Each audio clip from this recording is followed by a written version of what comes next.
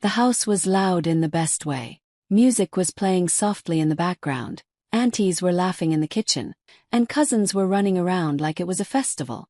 It was one of those family gatherings where everything felt warm, full, and happy.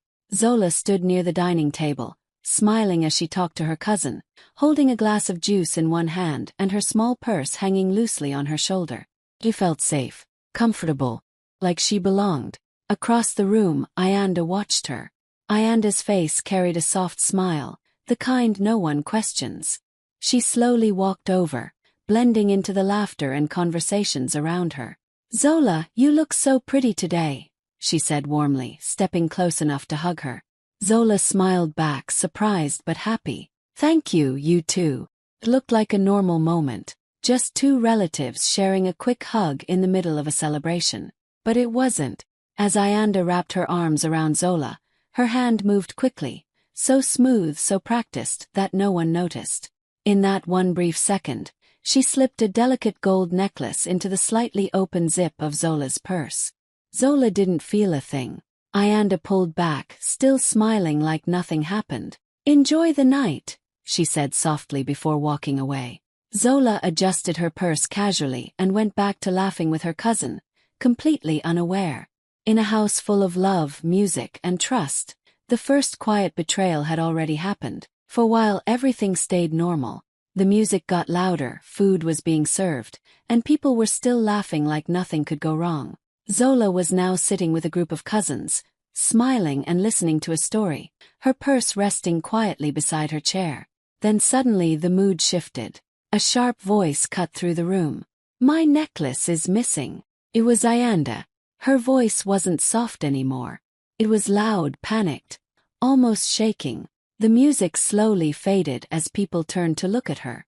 Conversations stopped one by one. The laughter disappeared. "What do you mean missing?" someone asked. "It was just here," Ayanda said, touching her neck, her breathing uneven. "I had it on. I swear I had it on." Now everyone was paying attention. Chairs moved. People stood up. A few relatives immediately started looking around the table, under plates near the couch. Someone checked the kitchen. Another person asked, "Maybe you left it in the room?" But Ayanda shook her head quickly. No, I didn't. I remember wearing it here." The energy in the house completely changed. What was once warm and joyful now felt tight and uncomfortable. People started whispering, eyes quietly scanning the room, scanning each other. Zola felt it too, that strange shift. She frowned slightly, confused, but didn't think much of it. "Maybe it fell somewhere," she said softly, trying to help. But Ayanda wasn't calming down. Instead, she looked around the room slowly, like she was thinking, calculating. Then she took a small breath and said something that made the entire space go silent. "Maybe we should check everyone's bags." The words hung in the air. For a second no one spoke. Felt awkward. But also serious. "You know, just to be sure," Ayanda added quickly, her tone softer now but still firm. "It's an important necklace. I need to find it." Some people nodded slowly. Others looked uncomfortable but didn't say anything. The tension kept rising, pressing on everyone in the room. Zola's heart skipped a little. She didn't know why, but suddenly she didn't feel as safe as she did before. And without realizing it, the night that started with laughter was quietly turning into something no one was ready for. At first, people hesitated. No one really wanted to go that far. But the tension in the room kept building, and slowly, one by one, people started agreeing. "It's just to be sure," someone said. "Yeah, nothing personal." Bags were brought forward. Small purses, clutches, even jacket pockets. One by one they were checked in front of everyone. Each time nothing was found, the room grew quieter, heavier. Zola stood there, watching it all happen, her chest feeling tight for no clear reason. She hadn't done anything wrong, but still, something inside her felt uneasy. Then someone said, "Zola, your purse." She blinked, a little confused. "Mine." Ayanda didn't say anything this time. She just looked on, her face serious, almost hurt. Zola slowly picked up her purse. Her fingers felt slightly shaky, though she didn't understand why. It's fine, she said softly, trying to smile. You can check. Someone stepped closer and gently took the purse from her hand. The room went completely silent. Every single eye was on that small bag. The zipper opened. For a second nothing happened. Then, a small gold necklace slid into view. The same necklace. Ayanda's necklace. It was like time stopped. No one moved. No one spoke. The air itself felt frozen.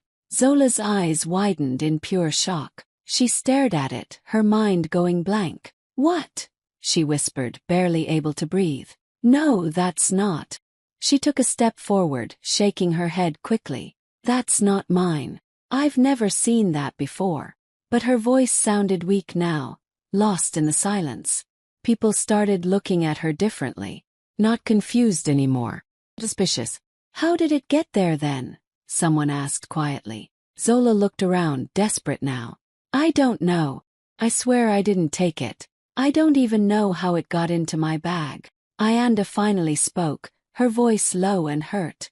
Zola, why would you do this? That question hit harder than anything else.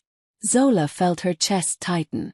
I didn't, she said louder this time, her voice shaking. I didn't take anything. But it didn't matter. The looks on their faces had already changed. The trust was already gone. Whispers started again, but this time they weren't soft or kind. They were sharp, judging. Zola stood there, surrounded by her own family, yet completely alone, because in that moment no one believed her. Before Zola could even process what was happening, things got worse. A loud knock echoed through the house. Everyone froze. Another knock, firmer this time. Someone went to open the door, and within seconds, 2 police officers stepped inside. Their presence alone changed everything. What was already tense now felt serious, heavy, real. Zola's heart dropped. She looked around, confused, scared. Police, she whispered. Ayanda stepped forward slightly, her voice controlled but emotional. I called them, she said. My necklace is valuable. I didn't know what else to do. That moment hit Zola like a slap. You called the police, she said, her voice breaking. Ayanda, this is a misunderstanding. But no one was listening. The officers began asking questions. Calm, direct, professional. Who reported the missing item? One of them asked. I did, Ayanda replied, pointing slightly toward Zola's purse. And it was found there. All eyes turned back to Zola again. It felt suffocating. Zola shook her head quickly, panic rising in her chest. No, please, that's not what happened. I didn't take anything. I don't even know how it got there. She tried to explain, her words coming out fast now. I was just standing here the whole time. Anyone could have. But her voice kept getting interrupted. You're saying someone planted it, someone said from the side, disbelief clear in their tone. That doesn't even make sense, another voice added. The whispers turned into open accusations now. Zola's breathing became uneven. Please, just listen to me, she said, looking at the officers, hoping they would understand. I didn't do this. One officer looked at her carefully, then at the necklace, then at the people around. Ma'am, we just need you to stay calm, he said. But how could she stay calm? Her own family was standing there, watching her like a stranger, like a criminal. Ayanda stood quietly to the side, her expression hurt, almost like she was the victim in all of this. Zola couldn't believe it. She tried again, her voice softer now, more desperate. I swear, I didn't take it. But her words felt small, lost in the noise of judgment, doubt, and disappointment filling the room. And in that moment, Zola realized something terrifying. The truth wasn't enough anymore, because no one was willing to hear it. The room was still full of people, but to Zola, everything felt distant, like the sound had been turned down and the world was moving in slow motion. The police were still there, relatives whispering, eyes watching her from every corner. But none of that hurt the most. What broke her was when she looked at her parents. Themba and Nomusa were standing a few steps away, quiet, ill, not defending her, not saying a word. Zola's eyes searched their faces, hoping, begging to see even a little trust. Mom, Dad, Her voice came out soft, almost shaking. You know me. Please tell them I didn't do this. For a second there was silence. Nomusa looked away. And then Themba finally spoke. His voice wasn't loud. It wasn't angry. But somehow it hurt more than anything else. Zola, he said slowly, his face serious, heavy with disappointment. Just tell the truth. Those 4 words shattered something inside her. Zola blinked, like she didn't understand what she just heard. What? She whispered. Things will be easier if you just admit it, he continued, not even looking her directly in the eyes now. We can fix this. But you have to be honest. Honest. As if she had been lying this whole time. Zola felt her chest tighten so hard it almost hurt to breathe. Her eyes filled with tears, but she didn't even try to hide them anymore. I am telling the truth, she said, her voice breaking. I didn't take anything. Why won't you believe me? But her words didn't reach them. Nomusa finally spoke, her tone soft but distant. Zola, this is serious. Don't make it worse. That was it. In that moment Zola understood everything. It wasn't just the accusations. It wasn't just the necklace. Her own parents, the people who were supposed to know her better than anyone, didn't trust her. They had already chosen what to believe. And it wasn't her.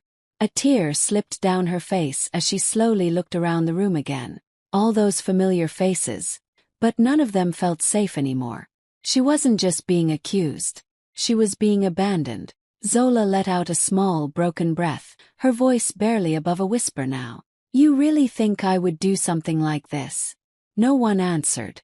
And that silence said everything. Because in a house full of family, Zola had never felt more alone. The ride to the police station felt endless. Zola sat in the back seat, her hands cold, her mind racing, trying to understand how everything had gone so wrong so fast. Just a few hours ago, she was laughing with her family. Now she was being taken away like a criminal. She kept replaying the moment in her head. The necklace. The shock. Her parents' faces. Just tell the truth. Her chest tightened again. And this time she couldn't hold it in. Tears silently rolled down her face as she stared out the window, the city lights passing by in a blur. Nothing felt real anymore. At the station, everything felt cold and unfamiliar. Bright lights, quiet voices, papers being moved around. Questions she didn't even have the strength to answer properly. Have a seat, one officer said. Zola sat down slowly, her hands shaking now. She felt like she was right at the edge. Like if she let herself think too much, she would completely break down. She pulled out her phone with trembling fingers. There was only one person she could call. Thandi. The phone rang once, twice, 3 times. Zola. Thandi's voice came through, calm but instantly concerned. Hey, what's wrong? That was it. Zola broke. I didn't do it, she said, her voice cracking as tears started falling faster. They think I stole something. Please. I'm at the station. Thandi, I swear I didn't do anything. There was a small pause on the other end, but it wasn't doubt. It was focus. Okay. Breathe, Thandi said gently but firmly. Start from the beginning. Tell me everything. Zola tried her best to explain, her words messy, emotional, sometimes not even making sense. But Thandi didn't interrupt. She listened to every single word. When Zola finally finished, there was silence for a second. Then Thandi spoke again, her tone different now. Strong. Certain. This doesn't make sense, she said. You wouldn't do that. I know you. Those simple words hit Zola differently. For the first time that night, someone believed her. We need proof, Thandi continued. There has to be something. Someone saw something, or maybe there's a video. Don't panic, okay? I'm coming. Zola closed her eyes, holding the phone tightly like it was the only thing keeping her together. Okay, she whispered. She was still scared, still hurt, still overwhelmed. But now, she wasn't completely alone anymore. And for the first time since everything fell apart, there was a small piece of hope. Thandi didn't waste a second. By the time she reached the station, her energy was completely different from everyone else. Calm, focused, and alert. While Zola sat there, tired and emotionally drained, Thandi was already thinking ahead. Okay, she said, sitting next to her. We're not guessing. We're finding something real. Zola looked at her, her eyes still red.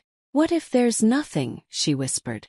What if no one believes me? Thandi shook her head. Then we make them believe. She pulled out her phone and started going through messages, social media, anything from the party. Think, she said. Was anyone recording, taking videos, posting stories? Zola tried to remember, her mind still foggy. Then suddenly, a small moment flashed in her head. Wait, she said slowly. I think my cousin Linda was recording something near the table. She had her phone out for a long time. Thandi's eyes lit up. That's something. She quickly searched for Linda's profile and found her story highlights. There were clips from the party, people laughing, dancing, random moments. Please, let there be something, Zola whispered under her breath. They started watching, clip after clip. Nothing. Just normal party moments. Zola's hope started slipping again. Her shoulders dropped slightly. Maybe it's not there. But Thandi didn't stop. Wait, she said suddenly, pausing one video. Go back. She replayed it slowly. It was a casual clip, people talking, music playing, but in the background, near the edge of the frame, something moved. Look there, Thandi said, pointing. Zola leaned closer, her heart starting to beat faster. It was blurry, quick, easy to miss. But it was there. Linda, standing close to Zola. And then, a small movement, her hand reaching toward Zola's purse. Zola's breath caught. Play it again, she said quickly. They watched it again. And again. This time clearer. And slipping something inside. The necklace. For a second neither of them spoke. Zola felt like the air had rushed back into her lungs. Like she could finally breathe again after being underwater. Oh my God, she whispered, her hands trembling, but not from fear this time. That's it, that's proof. Thandi nodded, already saving the video. I told you, she said firmly. There's always something. Zola leaned back in her chair, tears filling her eyes again, but these were different. Not pain. Not helplessness. This time, it was relief. The truth was right there. Clear. Undeniable. And slowly, after everything she had just gone through, Zola felt her hope coming back. Thandi didn't wait. She stood up, phone in her hand, her voice steady. We need to show this, she said. Within minutes, the video was in front of the officers.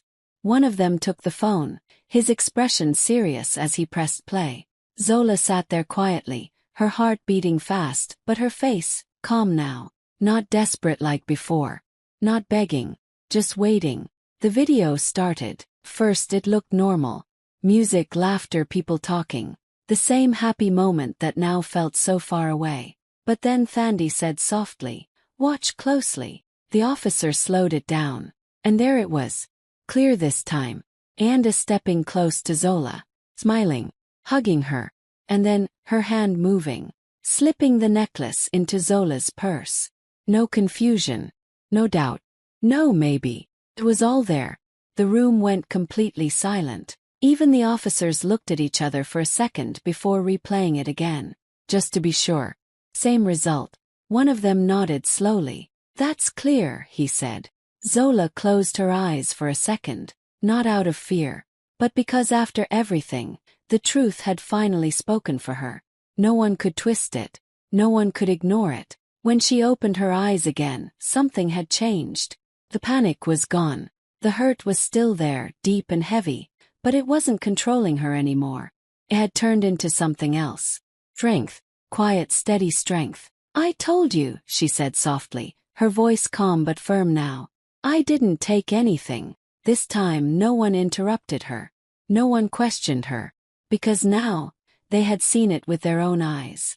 And it wasn't just wrong. She had planned it. Zola looked down at her hands for a moment, remembering how they were shaking before, how her voice was breaking, how she was begging people to believe her. And now, she didn't need to beg anymore. The truth had done that for her. And even though her heart still ached from everything that happened, from her family, from the betrayal, she sat there quietly with a new kind of power. Because sometimes the loudest thing you can be is silent and right. By the time everyone saw the video, the entire mood had changed again, but this time it was heavier than before. No one was talking.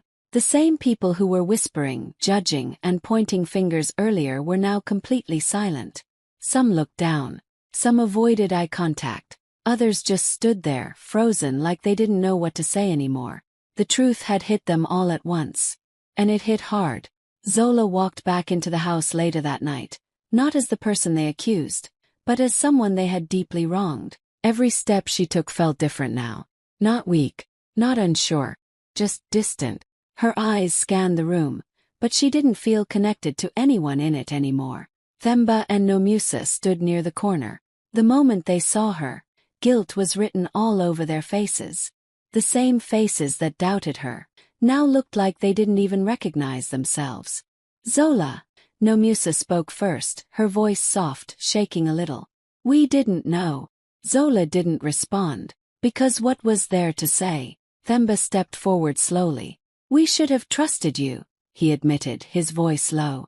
We made a mistake. Mistake.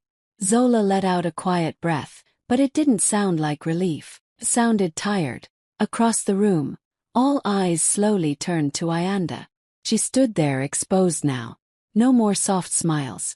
No more pretending. Just nervous, shifting, trying to find something to say.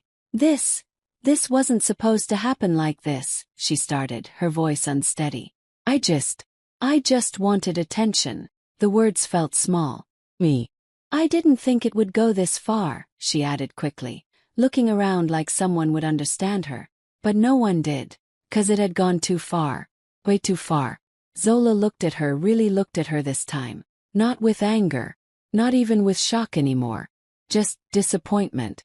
You called the police, Zola said quietly. You let them believe I was a thief. Ayanda had no answer for that. Silence filled the space again, but this silence was different. It wasn't confusion anymore. It was regret. Deep, uncomfortable regret. Zola glanced around one last time. This house, these people, this family. Just a few hours ago it all felt like home. Now it felt like a place where she was judged, doubted, and left alone when she needed them the most. And no apology, no explanation, could undo that. Zola finally stepped back into her own apartment, closing the door gently behind her. The familiar smell, the quiet hum of the city outside. It all felt different now. She was home, but she wasn't the same person who had left hours ago. Something inside her had shifted, stronger, clearer, unafraid. She set her purse down slowly, her fingers lingering on the zipper for a moment, remembering everything that had happened. Her parents' doubt, Ayanda's betrayal, the whispers, the judgment. It had hurt deeply, but it had also opened her eyes. She took a deep breath, steadying herself, feeling the weight of the night begin to lift. Walking toward the window, she looked out at the city lights flickering below. They felt alive, endless, full of possibilities. She smiled faintly, softly but firmly, saying aloud, You didn't just doubt me.